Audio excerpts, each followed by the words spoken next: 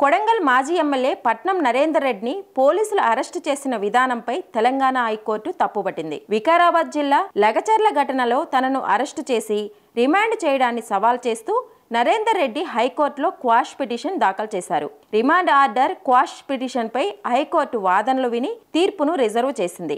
నరేందర్ రెడ్డి పాత్రపై నమోదు చేసిన వాంగ్మూలాలు ఇవ్వాలని పీపీకి ఆదేశాలు జారీ చేసింది. ఈ సందర్భంగా నరేందర్ రెడ్డి అరెస్టు తీరును తప్పుపట్టింది కోర్టు. కేబీఆర్ పార్క్ వద్ద వాకింగ్ కు వెళ్లినప్పుడు ఎందుకు అరెస్టు చేశారు అని ప్రశ్నించింది. మాజీ ఎమ్మెల్యేను ఓ ఉగ్రవాదిగా ఎందుకు అరెస్టు చేయాల్సి వచ్చిందని నిలదీసింది. నరేందర్ రెడ్డి ఏమైనా పరారీలో ఉన్నారా అంటూ పీపీపై ప్రశ్నల వర్షం కురిపించింది. దాడికి గురైన అధికారుల గాయాలపై సరిగ్గా నివేదించలేదని, తీవ్ర గాయాలని రిపోర్టు ఇచ్చి చిన్న గాయాలైనట్లుగా రాశారని పేర్కొంది. నరేందర్ రెడ్డి అరెస్టు విషయంలో సుప్రీంకోర్టు నిబంధనలు పాటించలేదని స్పష్టం చేసింది.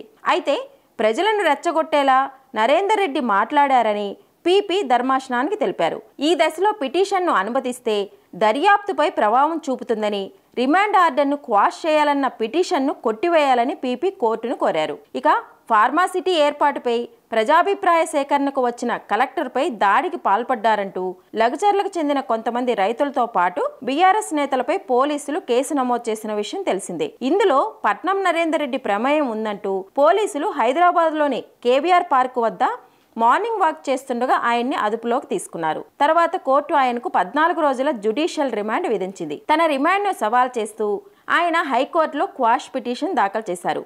ఆ పిటిషన్పై బుధవారం విచారణ జరిగింది.